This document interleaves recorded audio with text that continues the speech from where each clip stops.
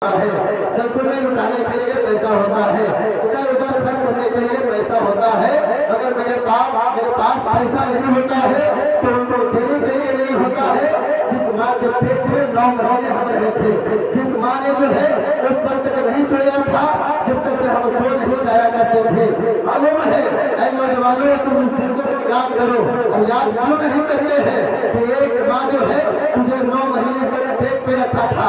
जब मालूम है औरत के पेट में जब बच्चा होता है, अभी तक जो है जिस तरह औरत चाहती थी खाती थी, मगर हम आराम पेट में थे, माँ जो है सही से सो नहीं सकती थी, माँ जो है सही से जो है खा नहीं सकती थी। कहीं मेरा लाल की तबीयत न खराब हो जाए, कहीं मेरी माँ की जो है तबीयत, मेरे लाल की जो है तबीयत न बिगड़ जाए। बहुत से मोहतरम सामने के राम, आप जरा तसव्वुर कीजिए, आपके लिए औलाद है, हमें भी औलाद है। जब बच्चे छोटे होते हैं, पैदाइश के वक्त जो है माँ हमेशा जो है मौत से मुकाबला करती रहती है, और कितनी औरतें जो है जो दुनिया से चली गई और चली जाती है। बहुत से मोहतरम सामने के राम, जरा तसव्वुर कीजिए कि हमारे बाप ने हमें इसलिए पाला था क्या फिर के नाम पे पैसा लुटाए और माँ बाप को लौटे? क्या हमारे बाप ने इसलिए पाला था क्या दुनिया में नहीं तरबियत दी थी? क्या हमारे माँ बाप जो है जिनके दबाव के लिए पैसा ना हो और हम मसालों के लिए लुटाता रहे कि लोग हमें सेठ कहे, लोग हमें अच्छा कहे? याद रखना मेरे प्यारे, इस दिन को इंसान का सवाल जो है उसी वक्त से शुरू हो जाता है जिस दिन से जो है अपने माँ बाप की नाकदरी करने लगता है। इसलिए मेरे नौजवान भाई, याद रखना दुनिया के अंदर जो है कोई ऐसी ताकत नहीं है, कोई ऐसी कुव्वत नहीं है जो तमाम लोग तुम्हारा पीर हो या तुम्हारा मुफ्ती हो या तुम्हारा इमाम हो या महल्ले के लोग हो, वे सारे लोग नाराज हो जाएंगे, कुछ फर्क पड़ने वाला नहीं है। अगर याद रखना जिस दिन तुम्हारे माँ बाप नाराज हो जाएंगे उसी दिन से तुम्हें फर्क पड़ने लगेगा, उसी दिन से जो है तुम्हारा अड़ोस से यानी परंदे से जो है पस्ती की तरफ चले जाओगे। इसलिए याद रखना एक नौजवान का इम्तिहान कब होता है? शादी होने के बाद होता है। शादी से पहले तो हर कोई बाप को बाप करके पुकारता है, माँ को माँ करके पुकारता है, मगर असल इम्तिहान तब होता है जब बीवी साथ में हो और पैसा गुना करने लाए। तो एक तरफ बीवी की मोहब्बत होती है, एक तरफ औलाद की मोहब्बत होती है, एक तरफ माँ की मोहब्बत होती है, और वो नौजवान कामयाब होता है जो दोनों से पहले अपने माँ बाप को तरजीह दिया करता है। इसलिए वो दिन को सिर्फ याद कर लीजिएगा, पीर मिला है ना तो माँ के जरिए से मिला, समझ गया? आप सईदे मिल्लत के सीरत कभी पढ़ देखिएगा, है नहीं? सरकारी सुनाई के सीरत पढ़ के देखिएगा, गरीब नवाज की सीरत के पढ़ के देखिएगा। लोग ऐसे नहीं थे कि माँ बाप को सदा करके जैसे पैसा लुटा रहा है साहब, लोग हमें सेठ कहेंगे, है कि नहीं? लोग हमें सेठ कहेंगे, बाजारों में पैसा लुटा रहे हैं, लोग हमें अच्छा कहेंगे, या हमें सवाब मिलेगा। मेरे प्यारे याद रखना, जिनके माँ बाप हमसे नाराज होते हैं, सवाब तो अनुभव की बात है, वो पीर की खिदमत करता करते मर जाएगा ना, फिर वो उसके जहन्नम नहीं मिलेगी बल्कि जहन्नम मिलेगी। समझ गए? एक बात नौजवानों याद रखना, इतने सारे लोग है कि नहीं, हो सकता है पता नहीं इमाम साहब हो या ना हो, सलामुल्लाह मंजरी हो या ना हो, मगर इतना जरूर है कि सलामुल्लाह मंजरी जहाँ जाता है और तकरीर करता है तो नौजवान गौर से जरूर सुना करता है, समझ गया? जरूर सुना करता है। इसलिए कि याद रखना हमेशा, जब जब तुम्हें बीवी सिखाए और जब जब बीवी तुम्हें सिखाए कि माँ बाप को खाना मत देना, जब जब तुम्हें करवाए कि जो है औलाद के लिए कुछ करना करो, माँ बाप को छोड़ दे, उस दिन तुम अपनी बीवी को एहसास दिला देना कि अगर माँ न होती तो हमारा वजूद न होता, और हमारा वजूद न होता तो तू कहाँ से आती? तू कहाँ से आती? तुझे देखकर पसंद करके तू तो मेरे पास उस वक्त आई है जब तूने मेरा चेहरा न देखा था, तू तो मुझसे उस वक्त विदा किया था जब तूने मेरा घर देखा था, तुम्हारे बाप ने घर देखा था, तुम्हारे नाना ने घर देखा था, तुमने मेरा किरदार को देखा था, तो जब जाने जो है दुकान को देखा था। ये तमाम चीजों को देख कर जो है तुम मेरी निकाह में आई थी और मुझसे तुमने शादी की है, मगर मेरा बाप है बाप और मेरी माँ है माँ, जिन्हें मुझे उस वक्त में सीने से लगाया था जब मैं अपने बाप के सीने पे पेशाब कर दिया करता था, मैं अपने बाप के माँ के जो है सीने पे पेशाब कर दिया करता था। अगर आप इस बात को बीवी को दिला देंगे और आपको जो एहसास रहेगा तो आपकी बीवी कभी आपके माँ बाप को छोड़ने को नहीं कहेगी। समझ गया। 99% लड़की की हालत ये है, समझ गए, हम लोग उठती है, हम लोग की बीवी है, समझ गए, माँ कुछ कहती है फौरन जो है तकलीफ बयान कर देती है शुगर से, समझ गया। 99 का हालत ये है, समझ गए। और हमारी हालत ये है कि 3.5 साल को मुसाफा करेंगे, है कि नहीं, मजारों में चंदा देंगे, और माँ बाप को खाएंगे, माँ बाप को खाना बांट के देगा, है नहीं, कोई खाने करवाएंगे तो सोच लेंगे दोनों पैसा देगा तो करवाएंगे, मेला करवाएंगे, जब दोनों पैसा देगा तो करवाएंगे, वरना नहीं करवाएंगे। काश तुम्हारे बाप ने ये सोच लिया होता कि धूप गर्मी की धूप में जो है कितनी मेहनत मुश्किल से कमाया था, और कमा करके एक घर बनाया था, गाड़ियाँ खरीदी थी, जमीन खरीदी थी, लोगों से गालियाँ सुन के जो है आपकी परवरिश की थी, तुम पीर साहब के नाम पर पैसा लुटाते रहना मुझे छोड़ देता। मैं आपसे वाकया सुना के मैं गुजरना चाहता हूँ, मैं आपसे पूछना चाहता हूँ, क्या नबी करीम सल्लल्लाहु अलैहि वसल्लम से बड़ा कोई पीर हो सकता है? बोलिए ना जोर से। हो सकता है? नहीं हो सकता है। सहाबा से बढ़कर कोई वली हो सकता है? नहीं हो सकता है। तो आप सोचिए जब नबी से बढ़कर कोई बड़ा पीर नहीं है, सहाबा से बढ़कर जो है कोई जो है दुनिया के अंदर अब तो वली बन जाए, मगर सहाबा के धूल के बराबर भी नहीं हो सकता है। तो सहाबी रसूल हज़रत वैसे करनी नबी के जमाने में होकर के नबी को देखने के लिए नहीं गए, अब पूरी दुनिया वालों को ये बता दिया कि ऐ लोगों, नबी की खुशी जो है तुम्हारी पीर की खुशी में नहीं है, बल्कि नबी की खुशी तुम्हारे माँ बाप की खुशी में है। जब साल का दिन करीब आया ना, साल का दिन करीब आया, सरकार दो आलम सल्लल्लाहु अलैहि वसल्लम का हज़रत अली से फरमाया और सहाबा किराम से जाओ, हज़रत वैसे करने मिले तो कह देना कि हमारी उम्मत की दुआ पर मग़फ़िरत के लिए दुआ करें। पता चला कि जो अपनी माँ बाप की खिदमत करता है, समझ गए, माँ बाप की खिदमत करता है वो नबी की जो है खिदमत करता है, नबी को खुश करता है।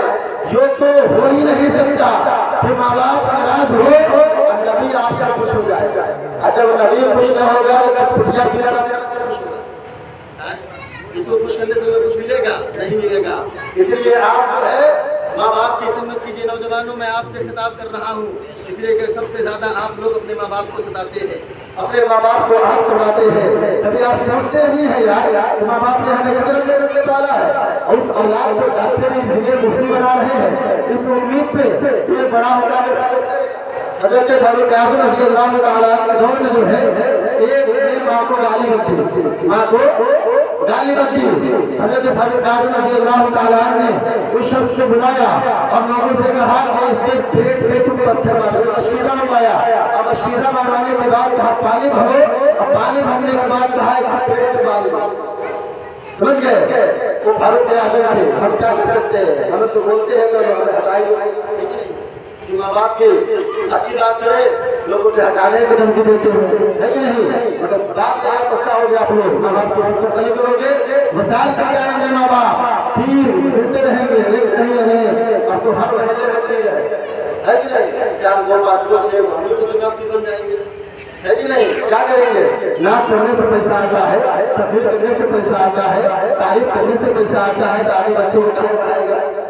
पैसा इसमें निकाल करेगा, फिर साल पे 1000 रुपया चंदा देने में 5000, हम मस्जिद में चंदा देने के बाद ये मुल्क का लेता है। यही सिखाता है हमारी शरीयत, जो हमारे कानून शरीयत है, जो हमारे सईद मिल्लत ने, जो हमारे बुजुर्गों ने दिन यही सिखाया है। क्या बताइए? यही सिखाया है? नहीं सिखाया है? काश हम बुजुर्गों के अक़वाल पे अमल कर लेते और हमारे बुजुर्ग खुश होंगे जब हम उनके नशे कदम पे चले गए, वरना पैसा बांटते रह जाएंगे, हुकूमत एक नहीं अनेक बनाते रह जाएंगे, मगर हमें नहीं है। इस दौर के चाहे फिर जन्नत में चला जाए, यही बड़ी बात है। अभी छोड़ दीजिए, हजरत आला प्रश्न करते हैं, मना करते हैं, नहीं करते हैं, लोग कहेंगे हम साफ सफाई दिलाते हैं। इसलिए हमारी तकरीर का उन्वान, और जब तक मैं रहूं आप ठान लीजिए कि हमें माँ बाप से बढ़कर कोई है ही नहीं। लिख लीजिए सनाउल्लाह मंजरी की तकरीर कि माँ बाप से बढ़कर जो है दुनिया के अंदर कोई नहीं है। अगर पहले माँ बाप है, उसके बाद हमारे लिए सईद मिल्लत है, उसके बाद सरकार सुल्तानी है, उसके बाद गौसे आज़म है, उसके बाद गरीब नवाज है, उसके बाद ही कोई है। क्यों? इस वजह वजह से कि सरकार ने इरशाद फरमाया, जो सरकार इरशाद फरमाते हैं माँ बाप की रजा में रब की रजा है, माँ बाप की नाराजगी में रब की नाराजगी है, और रब की नाराजगी माँ बाप की नाराजगी में है तो पीर साहब कहाँ से आए? वो अखबार वो पोल जो पीर साहब सुनाते हैं, समझ गया, कि मक्का में पहुंचा दिया, मक्का में पहुंचा दिया, ये करा दिया, वो करा दिया, मालूम है पीर साहब थे और वो मुरीद साहब थे। ऐसा नहीं कि पैसा देकर खिलाफत दे दी, है कि नहीं, इल्म हो या ना हो, नोट देकर के खिलाफत दे दिए। ऐसा नहीं होता था पहले के दौर में। वो पीर थे पीर जो देखते थे तबका परहेजगार है, चाहे चुकाए पे जिंदगी क्यों न गुजारता हो। मैंने खुद अल्लामा कलीमुद्दीन शमीरी साहब से सुना है मटिया शरीफ के बारे में, जो बुजुर्ग फरमाया करते थे सरकारी सरकारी जो है उन्होंने जौ की रोटी खिलवाई थी, जौ की रोटी, समझ गया, और 40 दिन तक चिल्ला करवाया था चिल्ला, उसके बाद उन्हें खिलाफत से नवाजा था। मगर खुद जो है फरमाते थे कि आपका पीरी मुरीदी इतना आसान हो गया है, इतना आसान हो गया है कि जिसके पास लौट हो जाए खिलाफत हो जाए। समझ गया, इसलिए मेरे प्यारे हमारी तकलीफ हो सकता है कि आप पूरी लगती होगी, मगर अश्कर जो लगाता है वो दुश्मन नहीं होता।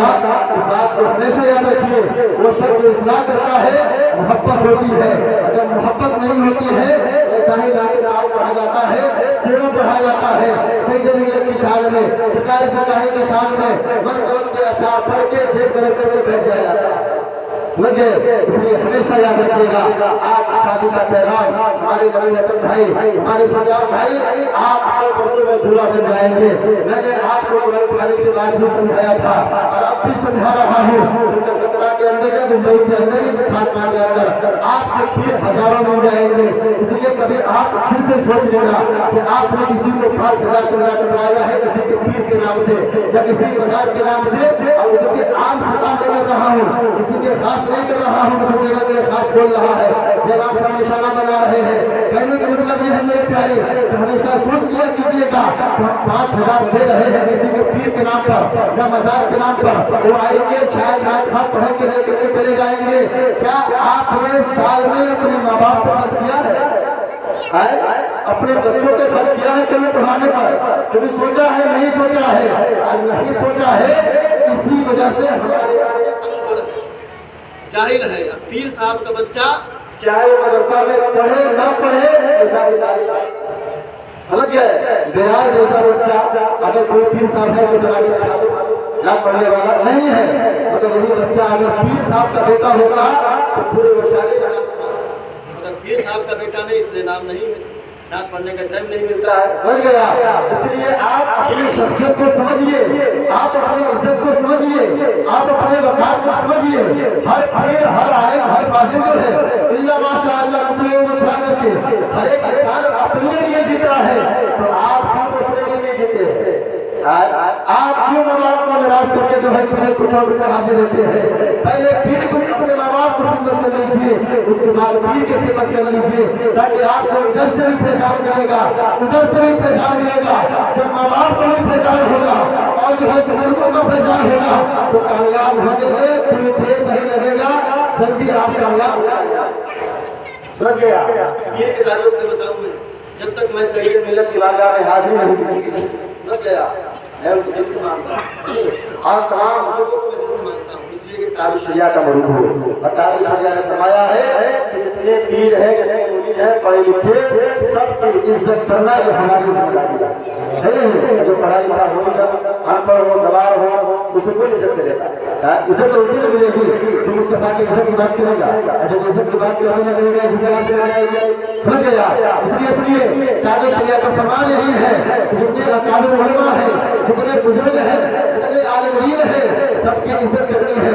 मैं आज तक कहा था बुजुर्गों का फैज देखिए, अगर पहले माँ बाप है उसके बाद बुजुर्गों का फैज देखिए। जब तक मैं सईद मिलत की बारगाह में नहीं गया था और वहाँ पे मैंने 8 मिनट की तकरीर नहीं की थी, उस वक्त मैं तकरीर बोलने में या मसला बताने में मैं डरता था।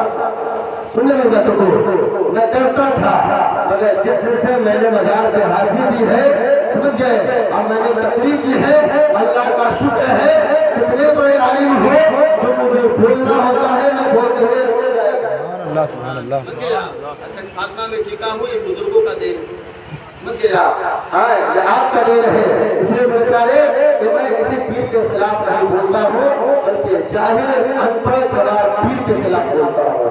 अब जो जाहिल हो वो समझ जाता है इमाम साहब मुझको भी बोल रहे हैं, समझ गया? जिस तरह बेनमाजी समझता है मुझको बोल रहे हैं, मस्जिद में पैसा खाने वाला समझ जाता है मुझको बोल रहे हैं, मजार का पैसा खाने वाला समझ जाता है मुझको बोल रहे हैं, शराब पीने वाला शराब पे तकलीफ होती है तो शराबी समझता है ये मुझको बोलने वाला है। अब अगर वो अपने आप को समझ ले कि इमाम साहब मुझको बोल रहे हैं तो मेरी क्या गलती है?